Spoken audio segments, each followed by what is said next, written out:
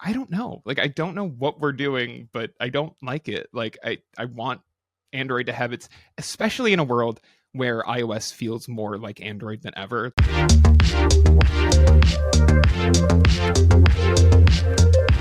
Welcome to the Android Please podcast for whatever day it is. It's November 15th when we're recording, so, roughly November 17th. I am your host, Will Sattelberg, and I am joined, not as always, actually. I was going to say as always. That's not true. I'm joined as occasionally by Android Please's editor-in-chief, James Peckham. Hi, James. Hello, thank you for having me again. It's becoming a little bit more regular, isn't it? But it is, yeah. It's like once a month. Once a month, we get a drop in. We get our British correspondent, James Peckham, on.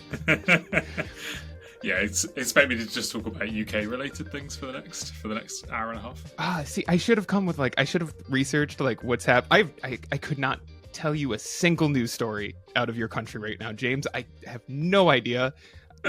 As a consequence of the U.S. election, I think I couldn't tell you anything happening in any other country right now outside of America. And the same for you, same for me. I don't know anything that's happening that isn't in America, so it's all of news right now, I think. This is not good. It's not good to tune out of news, but currently I am just every news alert my phone gets, I just swipe it away, and I'm like, I don't want to think about this right now. I'll deal with this in January. This is January's problem. Unless it's phone news. If it's phone news, then you're I am talking. So I'm talking. Yes, if it's in my purview for my job, that's one thing.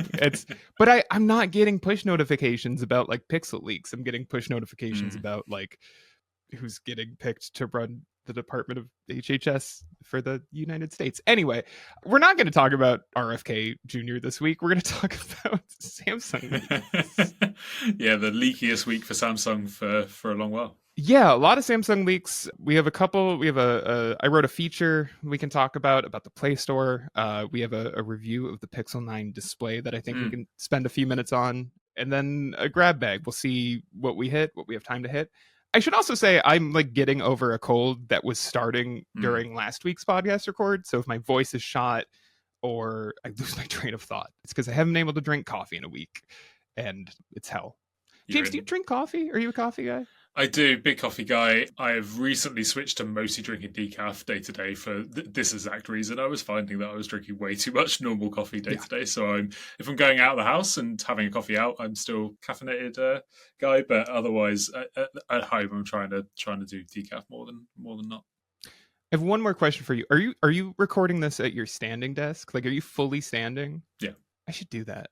I feel like I would bounce back and forth too much, but maybe in future weeks I'm going to start standing so I can pace while I'm talking to Daniel. Yeah, maybe I'll hold the microphone like I'm doing a stand-up set. I might do this. We'll see. I need to watch. I don't just swing back and forth because that's no. I like it.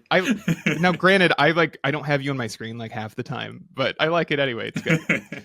Okay, let's talk Samsung. A bunch of different leaks, ranging from S25 stuff to software stuff to the inevitable trifold phone that we're expecting to chip stuff, right? So let's start with a couple of the S25 stuff, which kind of bleeds into the chip stuff. I said stuff too many times. I'm sorry, guys.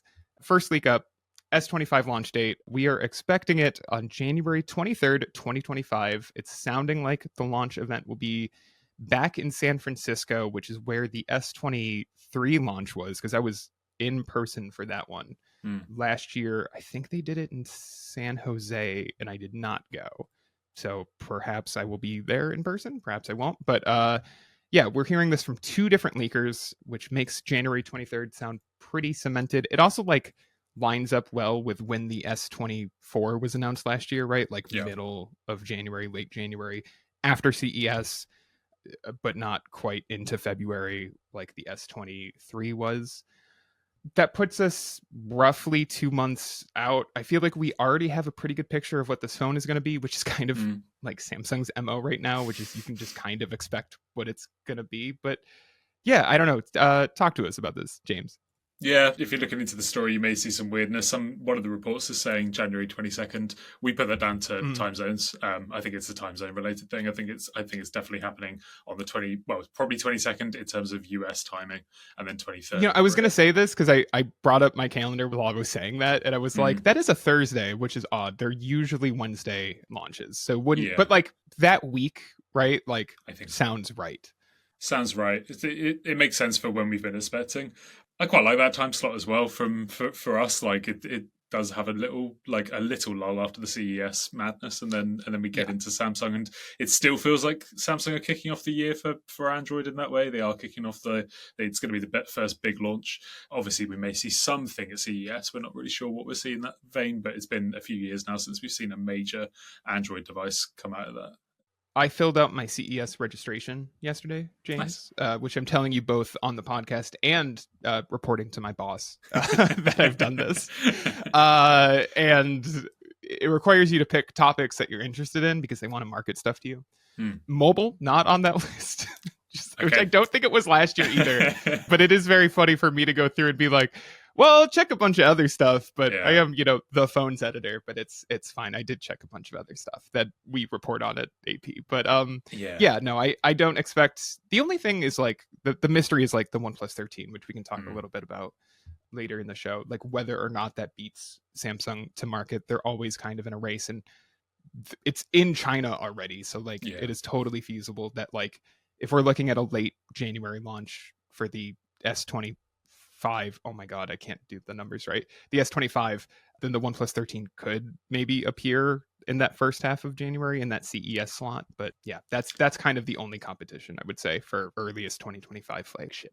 Small aside here, but you're not the only one that can't get the numbers right there. Just I'm not going to say the exact brand name, but I know that a lot of journalists got PR emails the other day for someone trying to get them to come see a product at CES 2024. So, oh no, yeah, the years confuse everyone. I think it's because that event is always the first week of January or maybe the second week of January.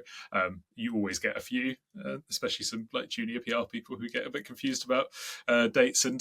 How does that get through to emails? I'm not really sure, but that's a regular occurrence. Yeah, I mean, it's Taylor and I going for AP again this year, and we'll be out there on like the 4th or 5th of January. So it's it's like that, right? Like New Year rolls in, and before the week is up, it's like, all right, fly across the country and go to like the most insane. It's probably the most insane tech event I've covered, and I'm not even covering CES in its heyday. Like MWC is probably the other rival for it, but I feel like just the fact that like CES is much more spread out over an entire city.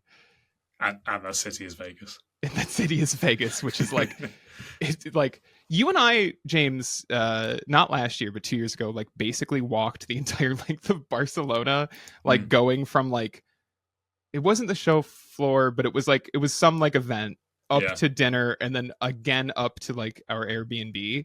And you cannot do that in Vegas. Like you have to get a ride. So getting around is not fun. But anyway, that is for 2 months from now.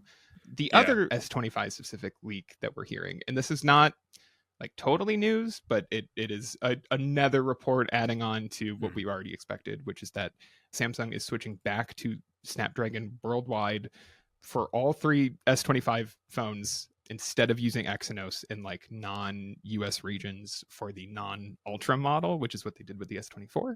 I think that makes sense. It sounds like this is a consequence of poor yields from Samsung's foundry for Exynos, but I also just like, outside of the fact that they want Exynos to be a rival to Qualcomm and MediaTek, like this just kind of makes sense. I think it is probably easier from like a user perspective if these devices are like as similar as possible across regions. And the idea of like the chipset, maybe not so much this year, but in previous years, like phones running Exynos have been like noticeably worse than the ones running their Qualcomm counterparts. And so I don't know, like I think this is probably for the best unless you are really invested in Exynos becoming a rival chipset.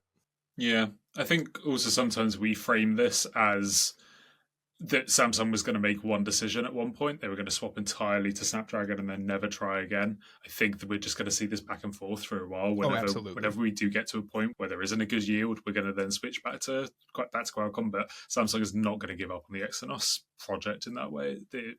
I imagine Samsung HQ would love to be in a world where Exynos was inside every single phone across every market.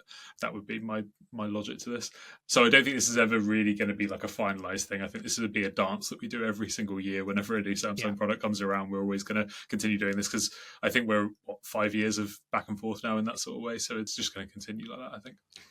Well, along with like constant rumors over a truly custom Exynos chip instead of using like off the shelf like ARM cores or you know what makes up Exynos. But the other rumor, not to jump out of the S25 for too long, but like the other rumor this week was that Samsung might shift to TSMC for its Exynos production because of these poor yields, right? Like they could be looking at using the same foundries that Qualcomm and MediaTek and Apple are using for their chips, which is a loss for Samsung. Like it's a bad look for Samsung to have to go to its like rival foundry to manufacture their chips. Yeah, that's it's a loss, isn't it? It's they're taking a wound there to do that. If that is accurate, we're not certain of it. It's a rumor, and yeah, I am sure that Samsung does not want to do this. So if they can, they would not do it. But among the enthusiast crowd, that like the true like hardcore phone nerds who care about like the foundries used to manufacture chips, like TSMC has become, if it's not made by TSMC, I don't want it, like right down to every report over the Pixel 9, right? Like being like, like I don't want I'm going to wait for the Pixel 10 because I want the TSMC manufactured Tensor chip as opposed to the like Samsung manufactured one. And I think that they have a fairly good reputation at this point, right? Especially their current second gen 3nm process is just like, that's what every other flagship chip right now, MediaTek's, Qualcomm's, and Apple's are using. So it's not surprising, but it's a bummer if you're Samsung. Another bummer if your Samsung is One UI 7. Sounds like it's going to be coming in January alongside the S25 launch is the most recent rumor. This sort of matches what we've been talking about for a few weeks anyway. Ever since I think last time I was on the pod, we were talking about how One UI 7 was getting delayed in itself. But yeah, the latest rumors saying that we're going to see it in mid-January for this alongside the S25. Not a huge surprise after what we've known over the last few weeks, but still not a great look on Samsung, is it? It's the same story as what we've been talking about for a little while now. Yeah, it's not even it's even worse than that, which is that it sounds like the things that people would care about, or at the very least that like Samsung could use to market it as an upgrade, which is essentially a new set of Galaxy AI features, won't debut until whenever One UI 7.1 arrives, which, let's back up. I genuinely think this is so funny. So Daniel and I have already kind of dunked on One UI 7 for essentially looking like Samsung returning to the earliest days of TouchWiz, when, the Galaxy S2 was like just kind of looked like an iPhone, like it in its software. And that seems to be the approach with One UI 7. And Samsung's not alone in this. This is like a very odd trend to kind of taking over almost every OEM outside of Google right now. And even Google is not like immune to this. I don't know what is happening. But if we follow this logic, the lineup of Galaxy AI features that might be delayed to One UI 7.1 are things like notification summaries and AI emoji, which is exactly what Apple, well, maybe not the AI emoji, that's still coming later, but like the AI notifications and that type of stuff is what Apple just launched with iOS 18, but specifically iOS 18.1. It wasn't ready at launch. It's literally like they're copying the launch cycle for these AI features that are also kind of taken from Apple. I'm not trying to be, I've seen the comments of like, oh, you guys are too hard on Samsung. I'm really not trying to be hard. I am excited for the S25 launch. The changes that are rumored to be made to the Ultra is what I've been asking for, of like just a more comfortable phone to hold if it's going to be that large. But man, like I don't know what they're doing on the software side. And again, this is not just a Samsung thing. Using Oxygen OS 15, that also feels like it's trying to be iOS. Everything coming out of Samsung right now is just like looking over Apple's shoulder. And I don't even think Apple is doing things worth copying. I'm Mm. 2/3 of the way through, and I need to finish it today after we record this podcast. I'm 2/3 of the way through my iPhone 16 Pro Max review. And like, I don't think iOS 18 is good at all. I've seen some people disagree with me, but I don't like this software update from Apple. And to see all of these companies like copying these things from the iPhone, I just don't get it. It's frustrating to see, isn't it? It feels more like it's habit than anything else. Where they're just like, let's see what Apple's doing. Let's try We and were steal some out of of that. it for a while though. It's like it feels like habit, but it's like there was like a 5 to 7 year stretch where like the idea of copying Apple was like kind of defunct, right? Like it was kind of extinct. And then suddenly we are just like every OEM, like Motorola also just like redid their quick settings menu to look like Apple's. Like I don't know. Like I don't know what we're doing, but I don't like it. Like I want Android to have its, especially in a world where iOS feels more like Android than ever. Like most of those features have parity on the iPhone at this point. Like there are not nearly as many like Android exclusive things as there used to be. I would like Android to have its own brand identity, and it really Mm. feels like Google is the only company invested in doing that. Yeah, or not even just for Android to have its own brand identity, for these other brands to keep their own Yeah, identities within Android. Like that, yeah. that would be the ideal here, wouldn't it? Rather than it becoming this homogenous blob of just everything all in one place. And yet, here we are. So it's frustrating, but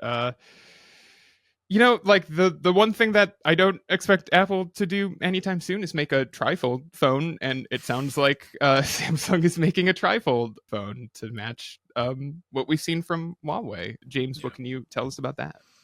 Yeah, the latest leak this week is saying that for durability reasons, they're going to move to a infolding design rather than a outward folding one.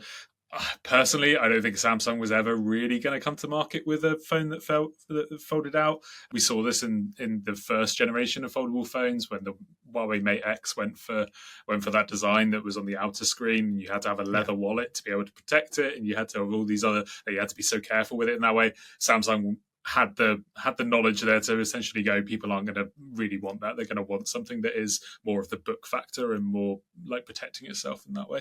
I imagine Samsung has tried everything under the sun in terms of trifold. Well, we know that Samsung's tried everything under the sun for that. We've seen prototypes upon prototypes for 5 years or so now, and possibly even longer than that. So this is Samsung like when they make the step out the door with this thing, I think they're going to have a pretty good idea of that. I think while we've been criticizing the Fold for the last few generations for not being a good enough step up, that first generation, well, maybe not the first generation, but the second generation of that Fold was pretty solid straight out of the gate, wasn't it? In that way, like the first one obviously had its issues, but Samsung does know what it's doing when it's like coming to this first decision of where to go with a foldable. So I believe this. I think infolding design is probably the way forward for Samsung at least, and yeah, we'll see who else follows from there. I'm not sure whether this is coming next year. What do you think about this? Maybe. The thing to me is I cannot figure out Samsung's current strategy right now. They spent all of this year being like, "Hey, we're gonna hint at that we're making an AR headset, right? Or like a mixed reality headset or whatever." And then like within the last like 2 weeks have quietly been like, "What do you mean that was always next year? Like it was when we make our headset next year." And so I could see Samsung hinting at a trifold phone in a earnings report, only to quietly slide it to 2026. I could see in a post Galaxy Z Fold special edition, I could see them launching it exclusively in like Korea and China, right? Especially if they're looking to compete against Huawei specifically. Like there is no trifold in the US, but at the same time, this is the company that like launched foldables. I would like for them to bring trifolds to a worldwide audience, because if they don't, like someone will. Like I can't imagine, like I could see Oppo launching a trifold and then a year later like OnePlus launching one in the US. And so like I Yeah. don't expect like Google to do it maybe, but like I do think that like there is a ticking clock in terms of when someone else will launch something like this in markets like the US. I cannot figure out their strategy. I've been very frustrated over the Galaxy Z Fold Special Edition because that is like basically what I wanted them to make as a foldable, and they just didn't. They did it, but not for most people in the world. Like, I just am not entirely sure what their current strategy is. And, you know, in a post Pixel 9 Pro Fold world, in a post OnePlus Open world, and we're also like eagerly awaiting the Open 2, which will happen. I'm just watching Samsung kind of fall further and further back in the pack. Yeah. So I don't know. It's frustrating. Yeah, I wonder if this comment is just to be like, yeah, we are still doing that, and we won't see this for a little while. I wonder if this is just, again, the mixed reality headset is a perfect example that you brought up there. Yeah. Maybe this is just them being like, yeah, we are still doing that, but again, we've been hearing about that for not in any formalized way, but I think 2018 was the first time they ever showed like any actual like any ideas for this, and you start prototypes. It could have been even earlier than that.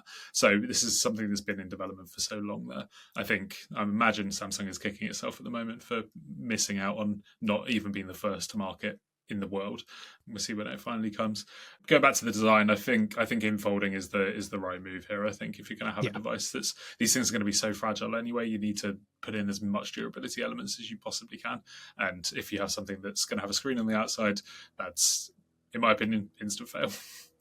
It's just not reasonable. It's not like you can't use it in the world in the way you can use it around the house, I guess, but you can't like take it. I'd put my keys in my pocket by accident once. Like it would just like exactly instantly be a problem. And it's not like it's plastic. Like the second that it touches any kind of metal, I mean, honestly, even just like the small pieces of metal that are on jeans, like it will get damaged so quickly if it is designed the way that like Huawei designed theirs. I also wonder what the demand is for this. I see the purpose of it. Like we've talked about this, that I think this would solve the issue of like current foldables not being particularly good for media consumption. That if you're watching a movie, it's not actually that much larger of a display for that type of content than the S24 Ultra, right? Like just because of the shape of the display. Folding additionally out would make it more like a tablet, and therefore like a much larger display that if you're on a plane, like it is just suddenly a better experience than the Open or the Z Fold 6 or the Pixel 9 Pro Fold. But, you know, at the same time, like if we're already looking at current foldables around $2,000, like is this $3,000? Like, are people going to pay $3,000 for that when you could buy? We've talked about this with Michael Fisher, and I get the idea of like having everything in one device versus having to carry a phone and a tablet. But I already think most people don't care that much about having two devices when you're talking about $2,000. When you're talking about $3,000, it's like your mom isn't going to be like, oh yeah, give me that $3,000 smartphone. Like I will just carry my $350 iPad with me or whatever. Like that's the real answer. It's a big part of why the Z Flip has been or at least the Flip design. Foldable phones have been it makes a big more winner sense so far, right? And it's cheaper. It's cheaper, and it makes so much more sense when if you've got smaller pockets in that sort of way. It makes so much sense in that design. So you're not really solving the media issue at all with that sort of foldable design, but you are solving the financial issue. And I think 3,000 might even be generous here. We might be looking at even more than that, depending on how this actually lands. And with it being a niche device like that, they're going to need to make up their numbers somehow. James, have you been on the Play Store lately? Earlier today. Oh, cool. How was your time on the Play Store? not as bad as yours. I can't wait to hear the story properly in real life. But I do agree with what you're saying here. But yeah, go ahead with how you're frustrated. Yeah, I mean, this piece has been like a couple months coming. I think I pitched this like a month ago. I wrote a piece this week called Google has made searching the Play Store so frustrating I don't even bother anymore. None of this is new like this week or anything. It's been a problem that's been growing throughout the year. And as we enter 2025, I find myself more frustrated than ever with browsing or searching the Play Store. You'll find the link in the show notes, and I kind of walked through my thoughts on it. But my big picture is just that whether you are opening the Play Store to look for a non-specific app or game, right, which you will be met with basically completely sponsored content off the jump, or if you're just searching for something, like the way that Google has changed how search works in the Play Store, you are just getting constantly inundated with ads and suggested searches for things like McDonald's app for no reason. It's become like a very frustrating place that I just don't have any interest in spending any time in unless I know exactly what Mm. I'm looking for. And And even then, and even then, I think this kind of boiled over the top for me when they changed how search works, because it used to just be that there was a search bar at the top of the screen and you could tap the search bar, and now it is a search tab. I mean, I just said Google is not doing this, but this is like exactly how it works on the iPhone with the App Store, which is Apple has a search tab. You click it at the bottom of the screen, and then to actually search for something, you have to either, I think you can click it again on the iPhone. I actually don't know this, but you have to, like, if you were just following the UI flow, you have to then move your thumb up to the top of the screen to click the search bar. And in doing so, your thumb passes by categories and suggested apps and ads, right? And that is the whole idea, is that you are like seeing essentially like sponsored results before you even search for anything. I think it's even worse on the Play Store. I have a photo in my piece comparing the two, and like the you might like and suggested for you and sponsored and trending, like all of it on the Play Store feels really cheap. It makes the entire experience feel cheap. yep. And I don't think it's to the benefit of anyone but like big app developers. I went to a Google Play event over the summer.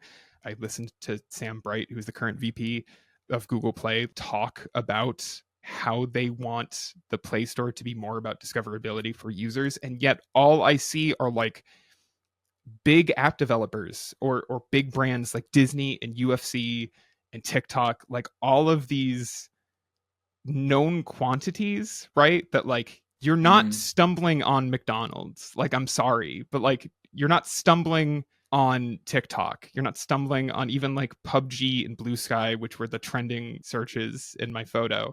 I just find it really frustrating to find anything that isn't like a known application or a known service on the Play Store. And it feels just stuffed with ads in a way that feels very cheap. Yeah, I don't know. I'm frustrated by it, but I'm still just playing Balatro on all of my devices. So it probably doesn't matter. I don't need to open the Play Store. I bought the last app I'll ever need.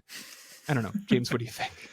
But yeah, how do people find that? Like that's the issue here, isn't it? How do people Yeah. find that like I know Bloodro's been a hit, but like how do people eventually find that little indie game that's going to take off in that way? Yeah, and like one of your examples in this piece is Deadpool and Wolverine ads, for example, at the very top of the Play Store. Like Yeah, no one needs anything more in that marketing campaign. Like that has been marketed enough now. We don't need any more Hugh Jackman and Ryan Reynolds running around. Like yeah, it's just frustrating. So my example this morning that wasn't as bad for me was I was finally downloading Blue Sky. I was finally making that decision to download the Blue Sky app onto my phone. And during that process, I've literally still got it open here on my phone at the moment. I've got a sponsored box related to my search. I've got TikTok as one of the sponsored related elements. Yep. We've all heard of TikTok, not really particularly helpful there for me. No. The one that's really throwing me off is the limited time events element that you mentioned in your piece. This is Discord for me. I don't really like. It's also a social networking app, I guess, but I do not understand how those two things are connected. And then that's before I get into the more results. So the first result was Blue Sky. It did that properly, but I'm then at least a scroll and a half before I get to any other sort of what I would call algorithmic suggestion, rather than it being a sponsored element or, again, limited time events within Discord. Not helpful for that search at all, in my opinion. It's not. And it's been this way all week for me. It's in the photos in my piece. The continued top result in my apps page in the For You section is just telling me about Gemini. I'm using a Pixel 9 Pro. Like, yeah.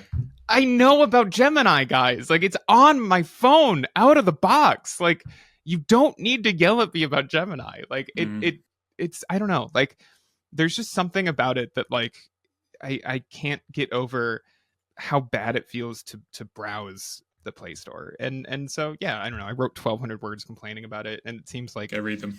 there was it's not a complaint that I don't think people share. It's just I don't know. Like I think it matters, right? Because like if Yeah. Google wants and I don't think the App Store is perfect. Like Apple's App Store is perfect by any means. Like, but I think if Google wants to convince iPhone users to switch, which they are like on record saying they do, they need to do a better job of building this for like real people instead of building it for Disney and TikTok and the Pokemon company, right? Like because that's who it feels like it's built for right now. Yeah, definitely. Even the For You page I'm looking at right now on my phone as well is like I've got a couple of ads at the very top. Then I've got dating apps as the first section, which just isn't particularly helpful in my opinion. It's truly relevant to you, someone who is actively planning his wedding. yeah. That's what it should be there. If it really understood me, it would be suggesting wedding. It would be, and like photographer apps. Google has that data on you, James. Yeah. You've done Google searches for this stuff. I'm sure of it. So like, it's not like they don't know. I'm just so good at keeping it incognito though. Like, so they have no idea. No, they definitely know. And then I've got apps made in the UK for me. So discover local developers is the next section. Then an ad for Google Pay. Then a bunch of events, and then that's the end of the page. Like there isn't really that much editorialization, much curation within that element, and you can see why most people are jumping over to either search. But even then, I think me and you are the people, and the people listening to this podcast are the ones that are going to be searching for the things that they already know they're looking for. If we're taking the example of people that don't really know what apps they want to use, they're going to the charts. Like that's the only way they're going to really be able to find something quickly here through the and that's just going to be whatever's popular rather than it being something that's actually truly helpful to them. Yeah, it's a bummer. And like Google has made an effort to do this, like to make recommendations. I have the example in my article of like there was a card that was like, here are some helpful note-taking apps to save you time, which was like a weird phrasing of it, but I was like, oh, okay, like sure, but it was specifically about like for tablets, which again, I was viewing this on a Pixel 9 Pro, so it's not a tablet. And it was the final card in the like slideshow of like 5 or 6 cards, like after the Disney Plus one for Deadpool and Wolverine, after the UFC one, after the Gemini one. Most people are not swiping to that card. So even the curated list from the editors is not in a helpful place. I don't know. I find the entire experience like confusing in a way that I hope Google works on fixing. Definitely. That's not to say that Google is bad at everything. Do you want to talk us through this week's Pixel 9 display review? Yeah, so this is a bit of a new thing for us. This is a new experiment for us. We wanted to take our most spoken about phone for the year, the Google Pixel 9, and specifically review the display. And we might, if we see continued success with this, like I think the results speak for themselves here. If you like this, please make sure you comment on the article that's in the show notes. We'd like to do this for most flagship phones moving forwards. But yeah, we decided to take an actual review of the display for the Pixel 9. This is just the standard Pixel 9 unit, not the Pro or the Pro XL. And we wanted to focus all in on the screen. And the answer is pretty much that Google's on the top of his game at the moment comparatively to the rest of Android. What did you find out of this, Will? So I think the Pixel 9 Pro has like maybe the best display I've used on a phone, but like it is good to know that if you are just sticking with the regular Pixel 9, which genuinely I think a lot of people can, right? I think that was kind of how you walked away from your review of the regular Pixel 9. It is undoubtedly good enough that if you don't feel like you need that telephoto camera, you can just stick with the regular Pixel 9 and have a really good experience. And I think that is true of the display as well. And I think this is like really important when you are looking at the Pixel 9 as an iPhone competitor. I have the regular iPhone 16, not a review unit. I genuinely bought it with my own money. And I like that phone quite a bit, but the display on it, it's color accurate, like it looks good, but it's fairly low resolution in comparison with like the competition. And like more importantly is 60 hertz. And next to each other for $800, like the Pixel 9 is like above and beyond Apple's display right now on like the base model phone.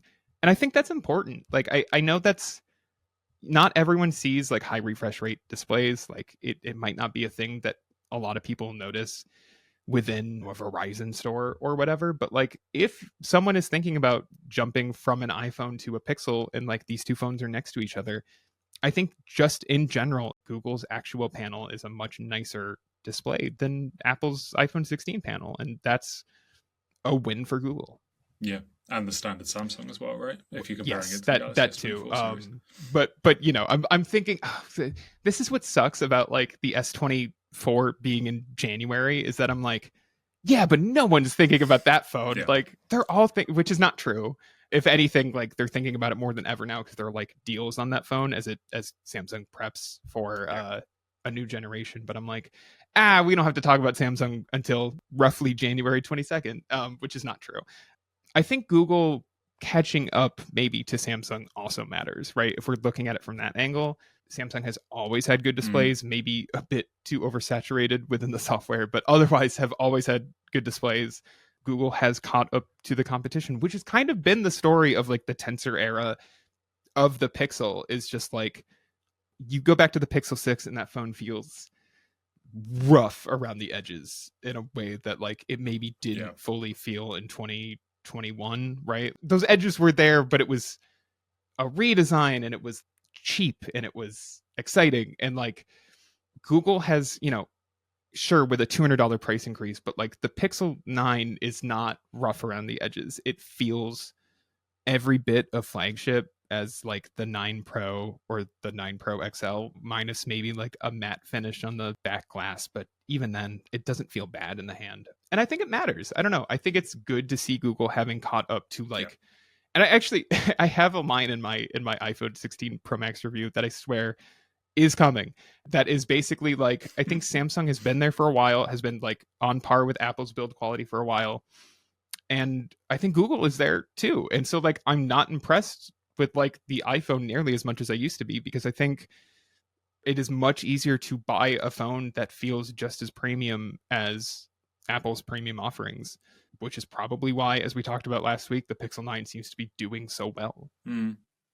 I also think screen isn't particularly an exciting battleground anymore, is it? It's not like it's not really somewhere where me and Will sit in these briefings from these companies all the time, and it's not really something they ever really focus on anymore. Except Google right now. Like Google is still making a big deal about their actual displays, but like I think that's just because it took them a while to not have like mediocre screens on their entry level phones. Not that like the Pixel 6 and 7 had like bad displays, but like especially if you look at the comparison that Dylan has in his review, like even above the 8, which I think had a pretty good screen, like it's just night and day brighter. So it's you know it's like it matters.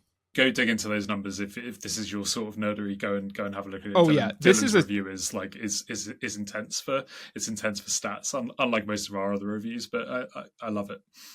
Yeah, we are talking big picture because like there are so many numbers that if we tried to start talking numbers in here, it would not be good radio. Basically, it's great as a written review, but like this is some true in-depth nerd shit that there's never space for in my already too long reviews, right? Like this is a long review about the display. If I tried to do anything approaching this, my reviews would be 20,000 words long. Yeah. And we can't have you doing that. But yeah, like the point I was making a moment ago is that like the thing we consistently hear from our readership and just from across the board of people being interested in things is the average consumer is most interested in battery life, then they're interested in camera, and screen is always that next thing. It's always that third thing along that line. So Google making up that distance and getting into a much more competitive space there for that is a huge deal. I wish we could do this for every single phone that we ended up like digging into this sort of stat, and we're going to think about it as an idea. So please let us know in the comments of that article, or just alongside the podcast. Please let us know if it's something you want to see more of from us. We're thinking of doing it for flagship phones moving forwards. Peek behind the curtain for AP listeners. You and I have already talked a little bit about plans for next year, so like this is probably going to happen at least a couple more times. But if you want this type of stuff, comment on it, read it. give it some attention. It's worth. It's like great if you're listening to this on like Sunday when the podcast usually drops. This is like great weekend reading.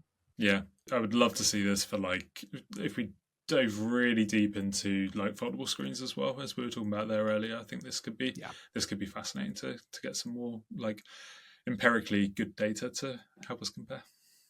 James, do you want to grab like a one or two of these stories in our final section? I'll let you pick the first one. We're already at like 45 minutes in this record. We don't have to do all of them. I, as usual, when you are on, I like overfilled the spreadsheet. Yes.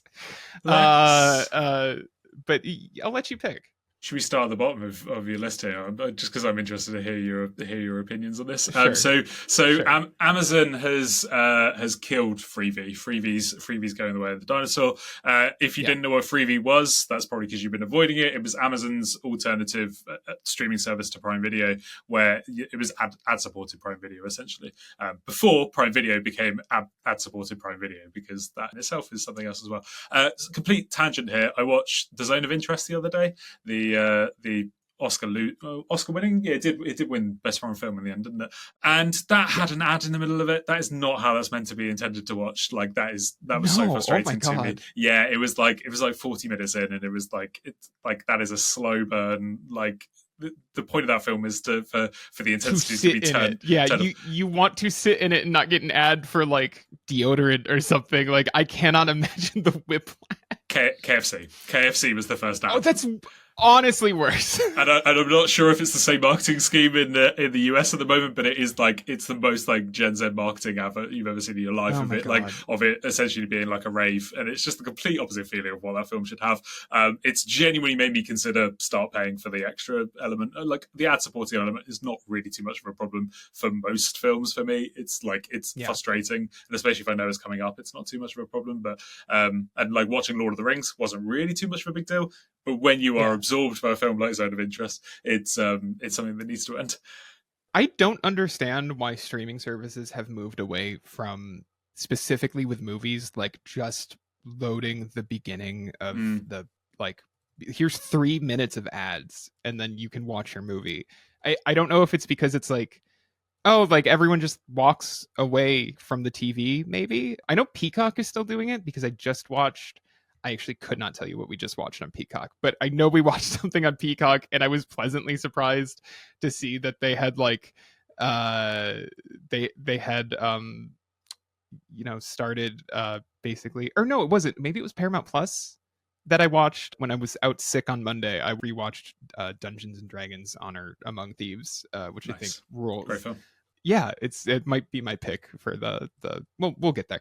Anyway, so I think maybe it was that. It was like front loaded with ads, and I was like, oh, like Hulu used to do this and they don't anymore because I'm on an ad plan for Hulu, and it's like now, like if I watch a movie on Hulu, it has advertisements, which is like in the middle of it, which is like frustrating because they're never well placed. I have the same problem with Netflix right now, like where Maddie and I have been watching like How I Met Your Mother as like a background thing, and I'm on the ad plan for Netflix at the moment, and like that is a show with built-in spots for ad breaks, and yet Netflix just drops them in the middle of the episode. That is strange. That's so it was strange. A CBS sitcom. They're like always placed at the exact same, like 7 minutes in, 14 minutes in. Like you know where they are. So I don't know. It's very. The only thing I can think of is that like they probably have market research that is like, if we drop ads throughout rather than right at the beginning, like people watch them more because you only give them 30 seconds to watch an ad and then it's back to the movie, so they can't walk away or whatever. But it's a miserable viewing experience. So especially when it's 2.5 minutes of KFC in the middle of the Holocaust movie, it's it's a strange thing. Not to derail the podcast every single time I come on with like niche complaints about streaming services in the UK, but I think here's another one. What the people want from you. This is what the people want, isn't it? Yeah. If anyone's based in the UK, we have another streaming service alongside Channel 4 that me and Will spoke about probably a month ago. We have another one called ITVX, which is our third biggest, our second biggest channel in the UK for ITV1. It's called. It's probably our worst streaming service out of all of them. It's like across the board, but it's similar to what you were talking about there, Will. With I'm watching Parks and Recreation on that at the moment, and you can it does that thing where like the ads come in a second and a half or so too early. So the punchline of the joke that goes into the ad break is then ruined. And then that element then gets pulled through after you hear the end of the punchline after the ads. And again, like it cannot be too much to get someone to manually go through these things. Like again, Zone of Interest is that example with Prime Video. At least that ad break was not in the middle of a scene. It was designed in a way, like again, not as the director intended. I'm sure they didn't really want an ad in the middle of it, but it was placed in mostly appropriate moment for it. This Prime Video stuff is trying to this ITVX stuff is trying to hit the right timing, but it just misses it, and it gets gradually worse throughout every episode you watch. So if you're on a binge, you will find on the 4th episode that time delay is even worse than it was at the very start, and it just gets worse and worse and worse. So it's not as bad as your How I Met Your Mother issue, but it is a real step backwards compared to what we should be used to, especially for a sitcom where the punchlines matter. Yeah. I have like kind of come to accept ads in my streaming services for like TV shows. I mostly can ignore them, but I need the ad placement to be better if they want me to stick with these plans. And surely from a qualitative point of view, the people running these ads do not want you to go into an ad break annoyed. They don't want that to happen. They don't want Zone of Interest to really be broken up in that way. They don't want me to associate that brand with that element. They don't want the punchline to be cut off, and they don't want that element to happen.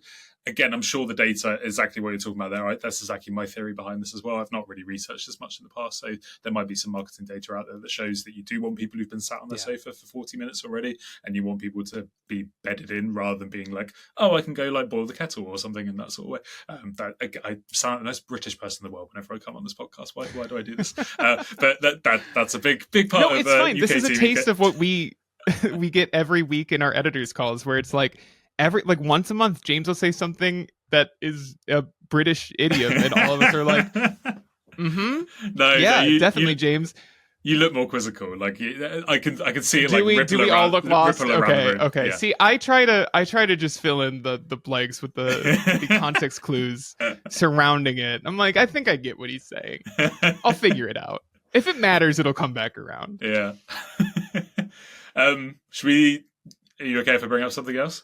I was gonna say this is a long tangent off Freevee. I just want to say this makes sense. Just put it in Prime Video. All of the stuff is going to be available, like whether or not you were a Prime member. Just like it was already kind of half under the Prime Video label anyway. I don't know. Like this was like a dumb idea on Amazon's part to try to run 2 of these services.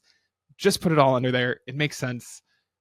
The Amazon Prime original Bosch had a spinoff / continuation on Freevee. Just put all of that together. Anyway, that's it. Just makes sense. Like I don't think this is a bad move at all. And that made it harder to find, right? If you were a Bosch fan, that was just a more complicated thing to find. It's very strange. Maybe this is the same thing as what we're talking about with the Play Store, of it just being like that curation element is just harder and harder than ever, of course, like because there is just so much on the internet now. The other big story I want to talk about this week is a little bit outside of our normal wheelhouse, but Phil Spencer from Xbox has confirmed that the company is working on prototypes for a handheld console. I'm not sure if we've talked about this on the podcast before, but this has been a story that's been going round and round for years, I think, by this point now, that Xbox will eventually do this. And here at AP, we're trying to do a little bit more in that space. We're trying to do a little bit more, like a little bit of Steam Deck stuff, but focusing mostly on the Android handhelds and that space, which is an area that we think could be covered a lot better than we've done previously, and a lot of our competition have not done it as well as the fans would want. So we're trying to build that out a bit at the moment. Xbox moving into this could be interesting. The real big caveat here is that Phil Spencer has put this in an interview around an earnings report, so it's very much just trying to bolster some elements. He's already said this is years out. This is not going to happen overnight. This is not going to happen anytime soon. I also find this strange because we're in a point at the moment where Xbox is moving into a much more of a software-led business, and they're moving like that. That seems to be the framing of everything, right? That it's like it's moving away from being a purely hardware company, and Game Pass is now more important than arguably the Xbox Series X's. So it's an odd thing that we're now teasing more hardware in that space. But maybe that's part of the point here, is like getting more and more options across the market, and again, getting a console that is designed specifically for Xbox Game Pass could be interesting. How do you feel about it? I think setting a handheld that should already exist years out makes perfect sense for Microsoft, a company that needs games and continues to set those years out too. So Yeah. I think this is just what I expect from current day Xbox, Yeah. which is to say, why is this not already here? The Steam Deck has been around for literal years now. An entire industry has popped up around it. I'm not even talking about the Android primarily emulation focused handhelds. Like that's kind of a subcategory, but like the Steam Deck, right, has like 3 or 4 big rivals at this point. And I fully do not understand why Microsoft could not have already brought one to market. Like, Yeah. other than the fact that I don't think Xbox is particularly well run and hasn't been for a decade. Sorry, Phil Spencer. I know that you have been in charge for a decade, but this is what I would expect from. I know people like. Oh my God, what is the handheld PlayStation thing called? Vita. No, Oh, the sorry, like current the the cloud Portal. one. Portal. The Portal. I know some people like the Portal quite a Yeah. bit. But like I think there was a bit of disappointment that it wasn't like a Vita successor, right? That Yeah. it wasn't a Steam Deck-esque device. And that launched a year ago, right? Like right around now, and was announced more than a year ago. And so like the fact that Xbox could not come in and get the easy win of those guys don't have a local handheld to rival the Steam Deck, and we do. Why is this years off? I don't know. So I just like, and we are 4, 5, 6 months away from a Switch 2. Like, it's just a missed opportunity on a pile of missed opportunities. Steam Deck's nearing its third anniversary. In February, it'd be 3 years old. That to me is time is meaningless now, isn't it? But that's yeah. I did not think it was that old now. So yeah, you're totally right. Why has this not been happening? I think you're right on the Portal thing as well. Like I think people like it despite that element. I think everyone, when you first started to hear about this, you started getting excited about the idea of a PlayStation, of a like proper Vita successor, or even a product that can play those PlayStation games in a better way than like. The people that do like it are looking for a device where they can lay in bed and play on the PlayStation at the same time as someone else is watching TV in the living room, right? That's the market Right. that the device is used for. I think that device is used for like young parents. I think is really what that is. That like that you can sit in a nursery and still manage to play Uncharted 4 or something on your PlayStation Portal. That's the that's why that product is out there. Yeah. Who knows on this Microsoft thing? This could be something that they're just teasing to see how the actual lay of the land is and see whether people are purely excited about it. I imagine that's a lot of what Xbox is doing at the moment, of just trying to figure out, because the console wars are dead, right? Like, what really is the next step to this? I guess the console wars are dead, because it's like Sony has, I would say, made a bunch of mistakes this generation, but is still on top. Xbox is like completely lost in the woods, and like Nintendo is, as always, like doing their thing, usually to success, with like the Wii U being an outlier, and then like before, like once a decade they make a mistake. I don't think the Switch 2 is going to be that mistake. They're not going to do that with the Switch 2. There's too much at stake now, right? They're not going to do that. It's like, then again, I guess it was the same situation from the Wii to the Wii U as well. That was just that one mistake was the naming. And just I mean they were almost there, right? Like because the Switch is a evolution of the gamepad idea, which, by the way, like fully off topic, I have a Wii U, I have a gamepad. It's like on display in my office next to a bunch of other failed tech products. And the rubber on the controller, like the on the joysticks, is starting to. Do you know, like every Zoom recorder is like this, that like after like 5 years the rubber starts decomposing and gets sticky? That's happening to my gamepad that has just been sitting doing nothing for, when did the Switch come out? Since 2017. I have like not regularly touched, like I like the Wii U gamepad since Smash Brothers came out, since Ultimate came out, right? Like that was the like the Wii U was retired on December 7th, 2018. And so it's just been sitting in my office for almost 6 years. I like picked it up a couple weeks ago and I was like, oh, this is gross. Like it's the same thing with, I have a Zoom recorder that our producer Jules sent to me to take on trips, and it's like the same thing that happened to that device that Daniel has confirmed happens to his Zoom recorder too. And you can find a bunch of people complaining about it online, where it's just whatever like cheap grade of rubber they used like decomposes over time. It's not good. It's not good. So I guess I'm never playing my Wii U again. I think you'll be probably okay, right? fine. Yeah, yeah, I think I'm okay at this point. It is the optimum way to play Breath of the Wild, but it's or maybe can you get the original Splatoon on Switch? I don't know if you can actually. You must be able to, right? You can only get 2 and 3. But that's fine, because 2 and 3 are just like the next generation of both of those, of that original idea of that game. That was my most played game on the Wii U. I never actually owned a Wii U. I lived with someone who had one, and I was allowed to play it like whenever he was out of the house. Basically, I say allowed to play it. I think I was just stealing time with it when I could, and I just got really big into Splatoon, and that was like the one thing I played on the Wii U. I had to buy it to boost my popularity in college. Nice. If you're the guy with Smash for Wii U, when you were a sophomore in college, that's how you. It doesn't get you laid, I can promise you that, but it does make your dorm room a little more popular. Mostly with men. I'm gonna be like, I'm sorry, but it's true. Anyway, speaking of the Steam Deck, I just want to shout out this white OLED Steam Deck looks so good. And if I didn't already have an OLED Steam Deck, I would probably buy it, but I do, so I'm not going to buy it. But it looks really. I don't have one. Are you tempted? I'm tempted. I'm maybe thinking about it. I just don't really have that big a Steam library, because I was a PC gamer when I was like 14 or so, like going through from like I was playing a lot of like PC games through to like 18, and then I switched over to console and haven't really looked back. So I don't really have that. I think the Steam Deck really has like gelled with a lot of people who had that collection where they've been building that out over the years, and they want an alternative to it to be able to take on the move. So yeah, I don't really have that like library or anything to dig into there yet. But I'm sure I could build it out. It's just that's an extra bit of money to spend on top of the Steam Deck itself. But I'm genuinely considering it. I really like the white one. It's cool.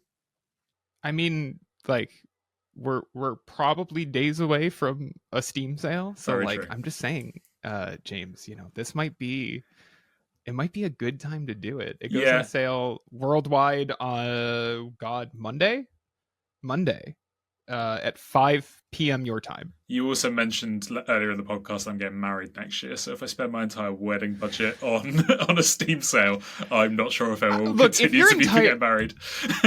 James, if your entire wedding budget is $679, I do not think it's not a great wedding, man. I'm sorry. But fair point. Fair point. We'll leave it there, I guess. We accidentally turned this grab bag into a gaming discussion, but I think that's fun.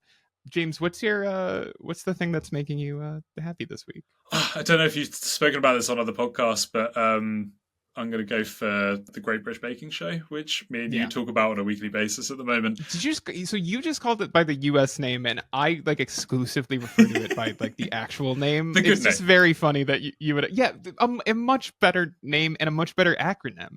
Yeah.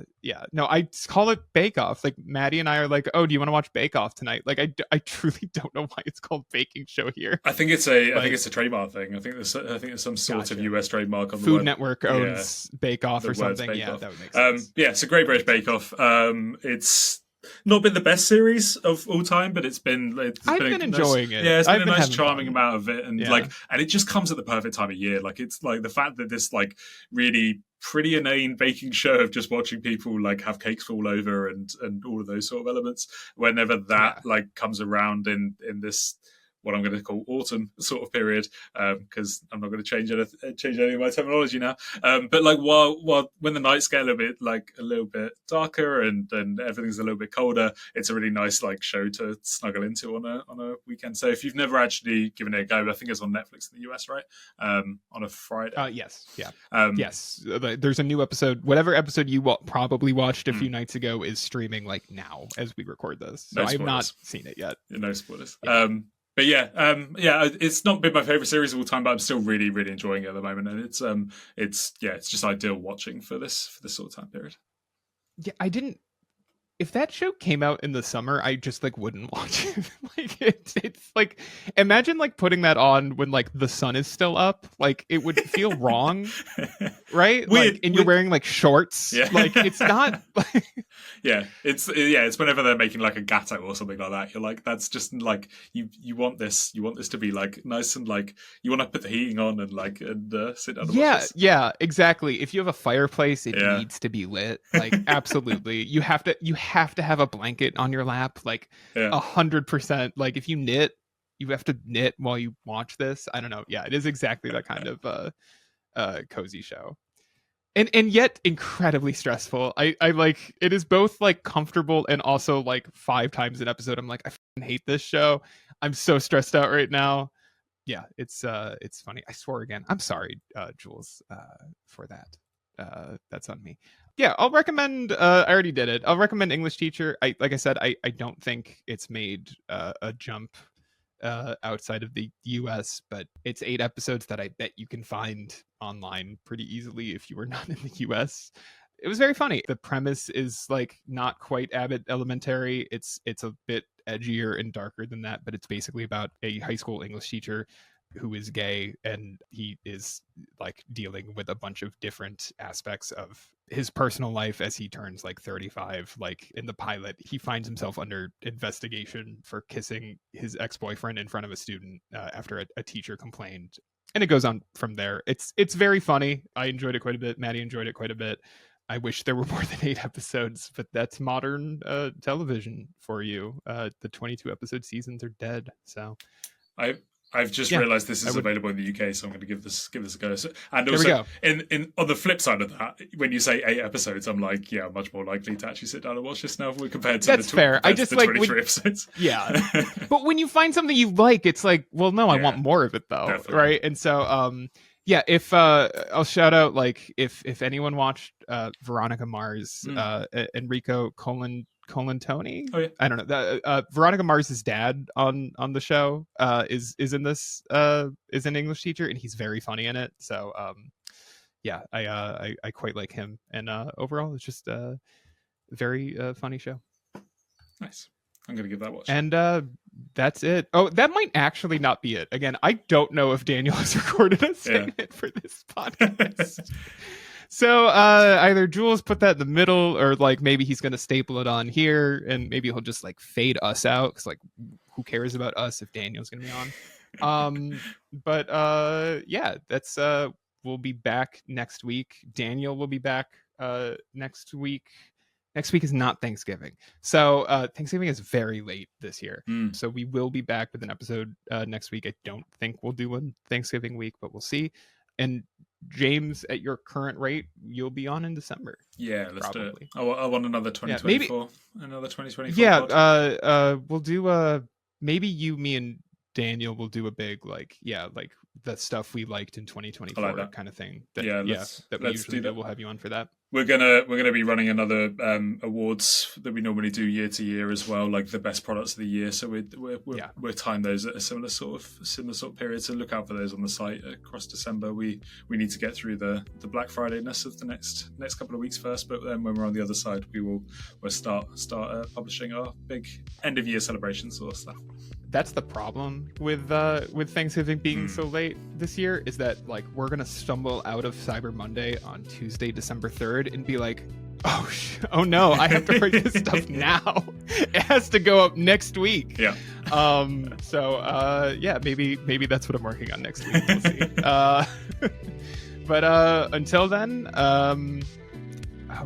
Daniel always puts a thing to email in. He signs listeners' homework. I don't know. Email in and say if you're excited for the S25 now that we feel like we have an idea of when it's launching and it's 2 months out. Let us know. Tell us what Samsung should do next as well. Yeah, that too. Yeah, if you were running Samsung, also if you were running Xbox, those 2 companies, I want to know what you would do. Yeah. But yeah, until then, we will talk to you next time. Have a good week, good weekend whenever you're listening to this. Talk to you soon. Bye. Bye.